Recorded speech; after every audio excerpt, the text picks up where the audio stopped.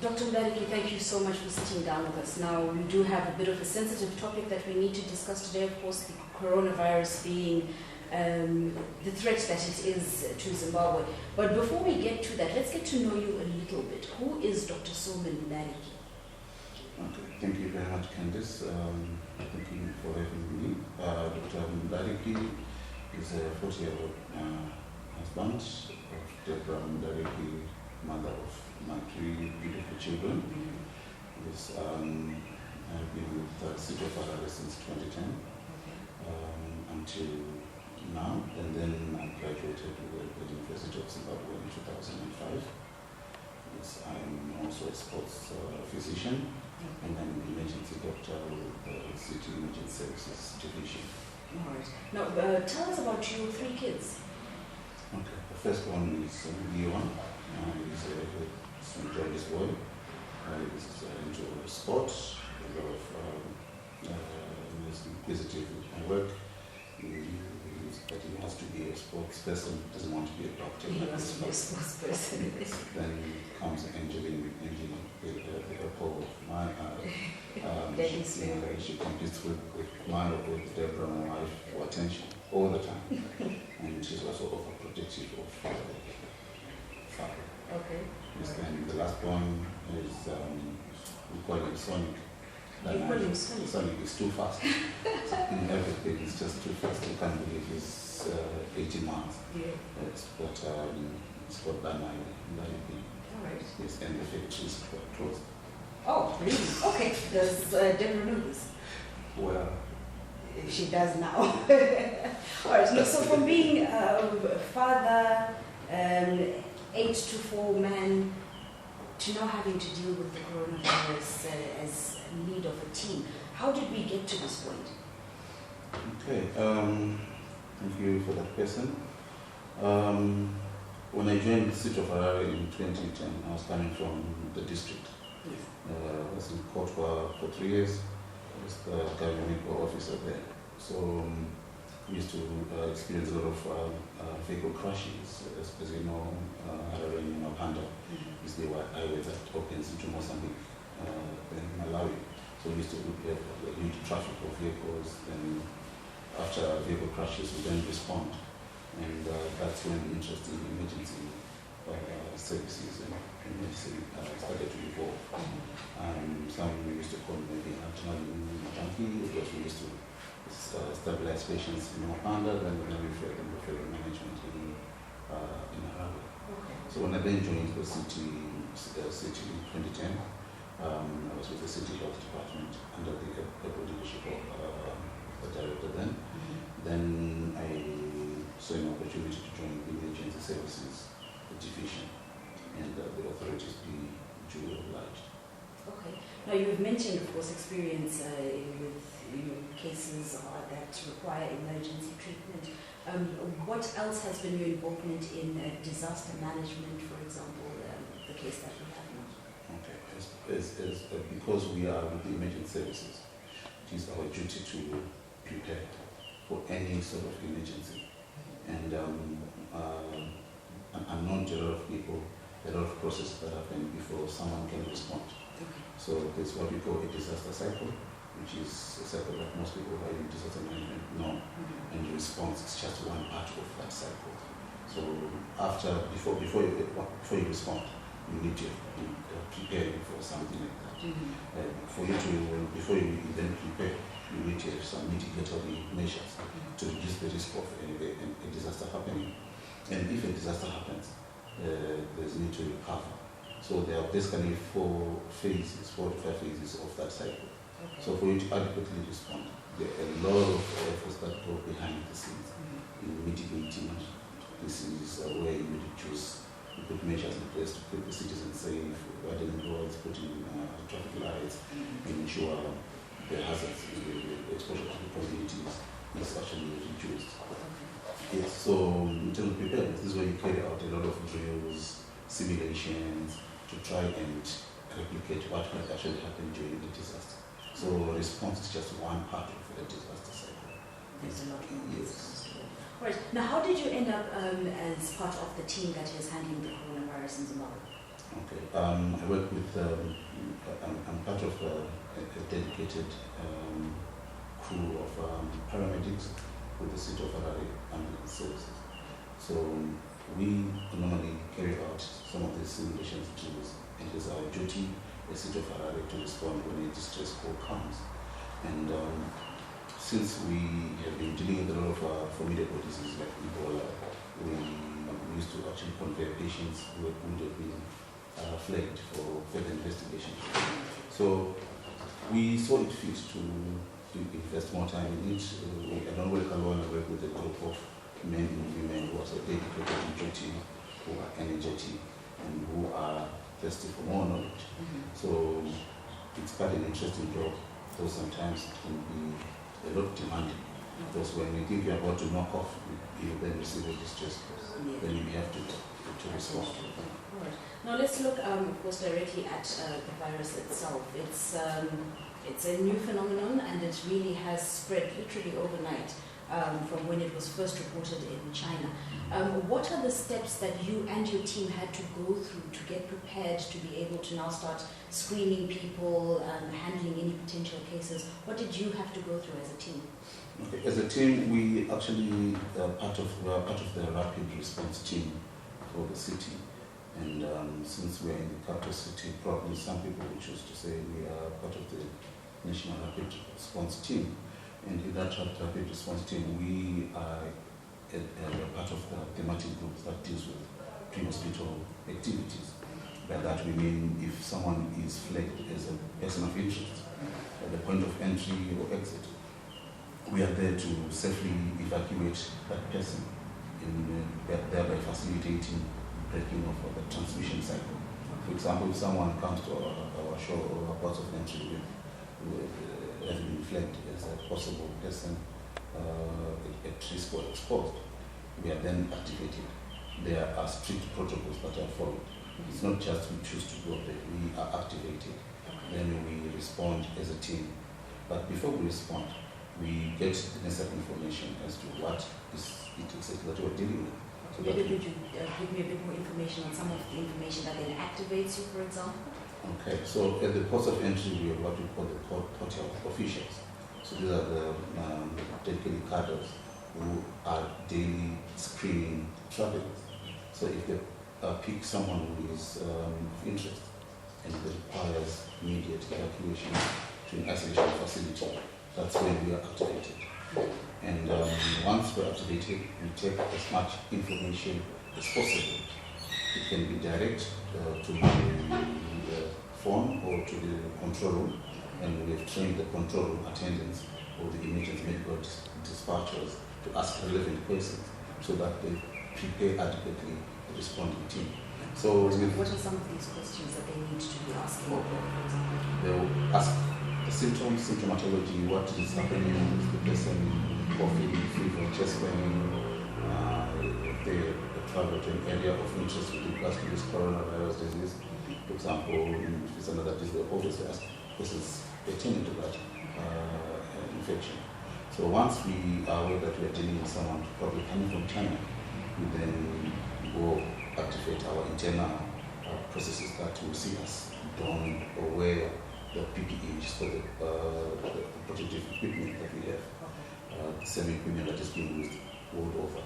And we have been preparing ever since the break of this coronavirus, because we know China might be far away in terms of geographical location, but in terms of travel by air, it's just like a couple of days away. Okay. Then once we are fully kitted and after serious inspection to see that we have adhered to the required standards of the PPE, we then dispatch the ambulance unit. And normally it's a crew of 3 people.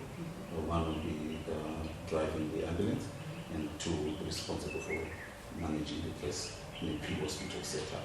So when we arrive at the airport, we would have a point person or focal person who then direct us to the air side of the airport.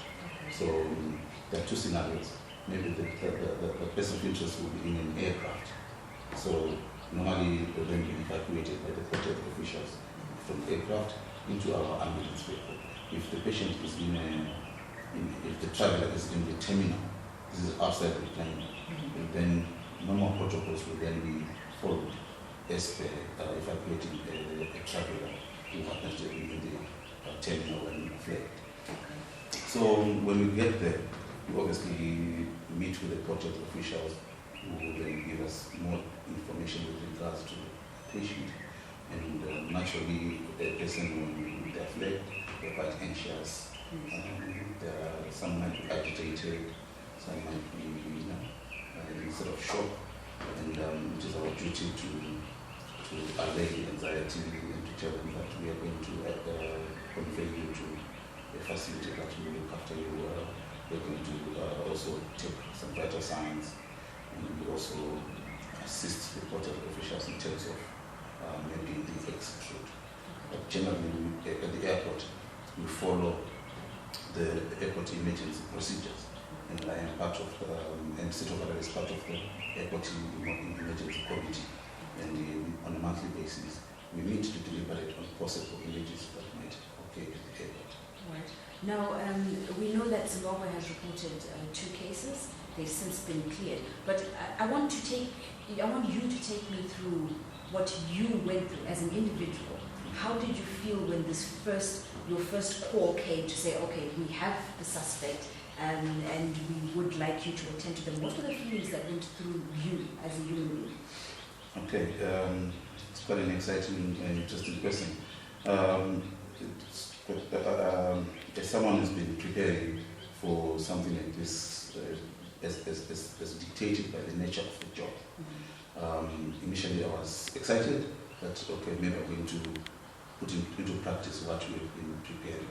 At the same time, you feel a sudden rush of heat where you start to second guess and say, are you okay? Are you prepared?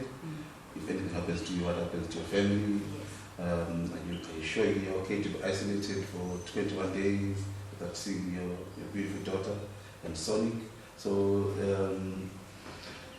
it can be initially confusing, but because we are in a constant state of preparedness and practice is something that comes with the profession.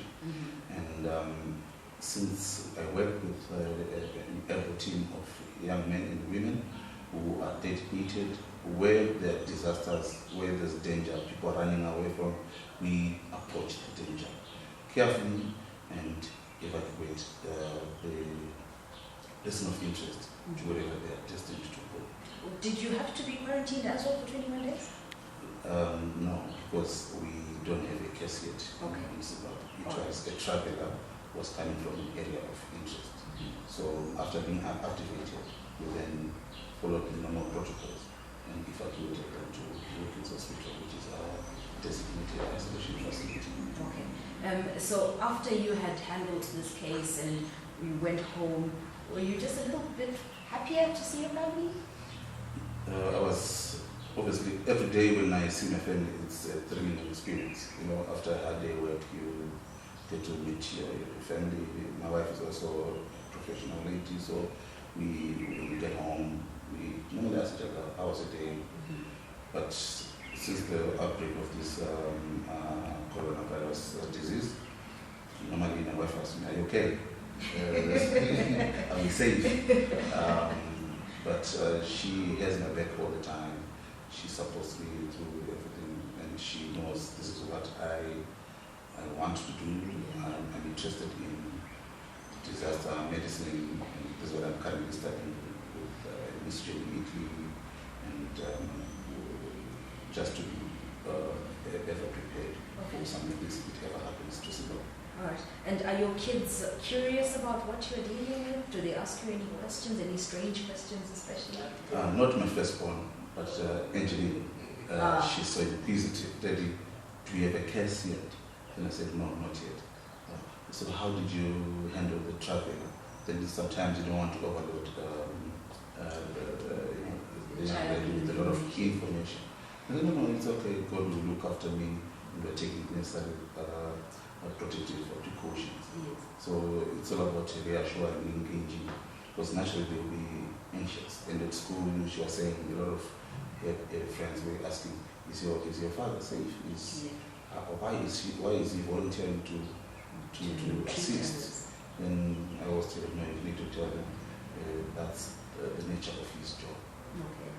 Right. So you had time to prepare, of course, for dealing with the case, but did you have time to maybe sit down with your family and let them know that this was what was going to be happening?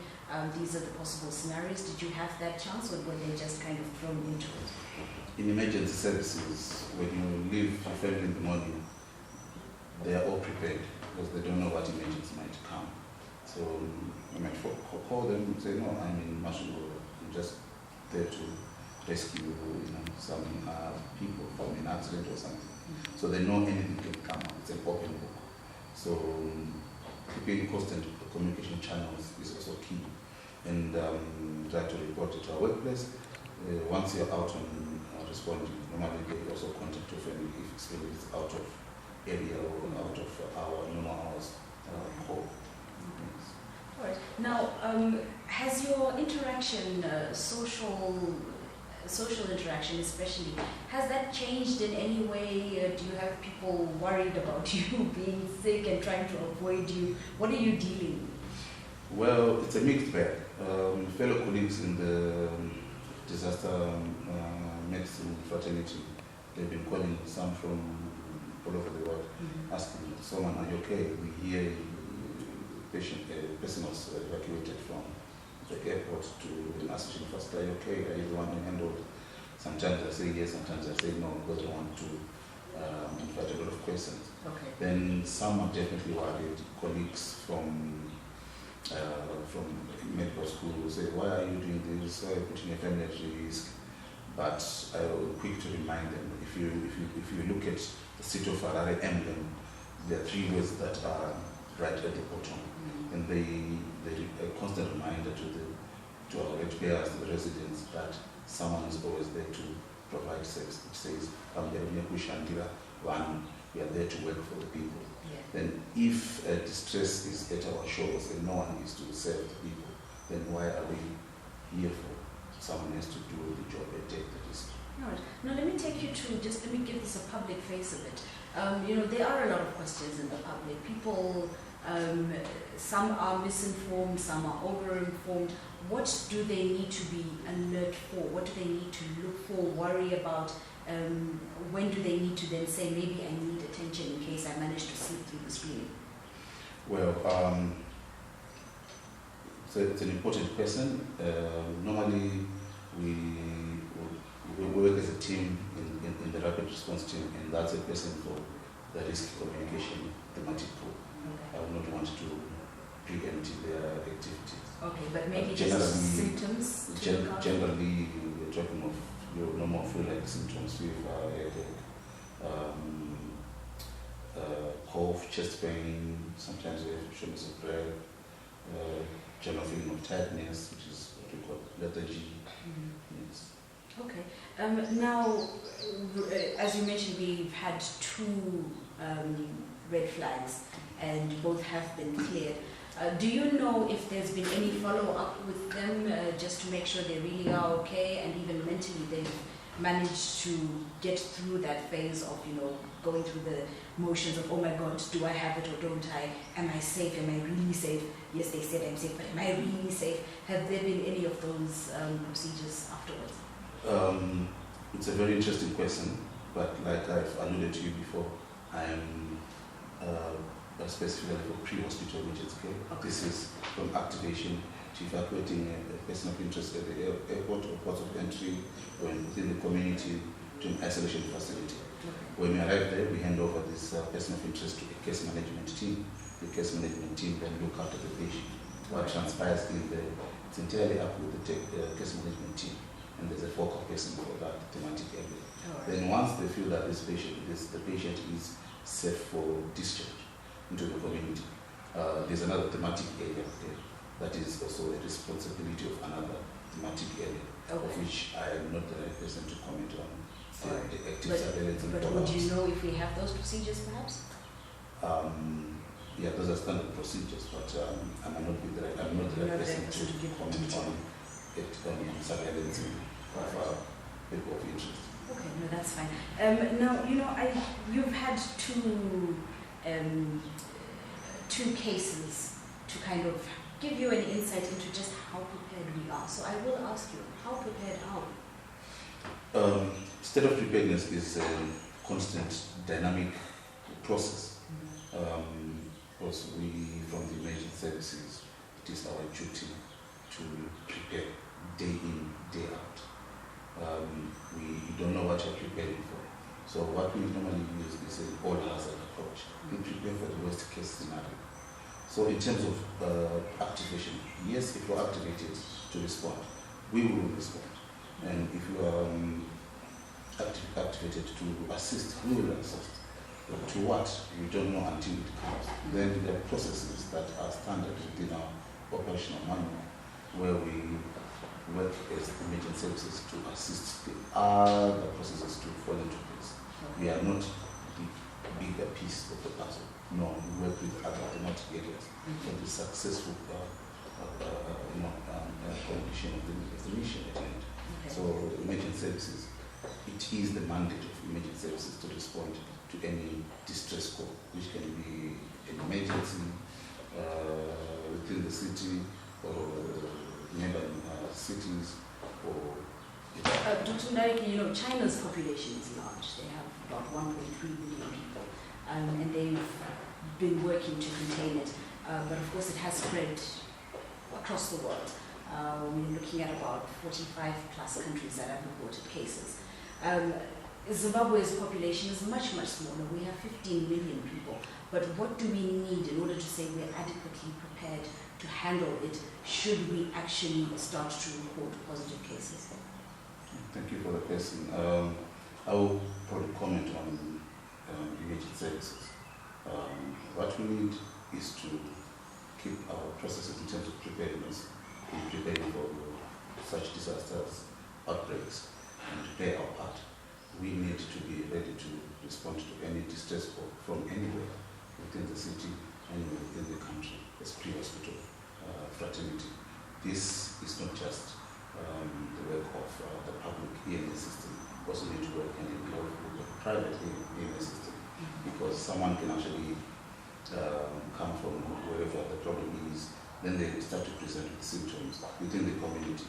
And maybe if someone affords private care or private ambulances, then they'll call their private ambulance of choice. So we need to conscientize, to sensitize other private players in the ambulance system to be in a permanent state of readiness to respond. That comes with a lot of responsibility in terms of investing in preparedness. This entails having the right training, having the right equipment, talking of ambulances, we're talking of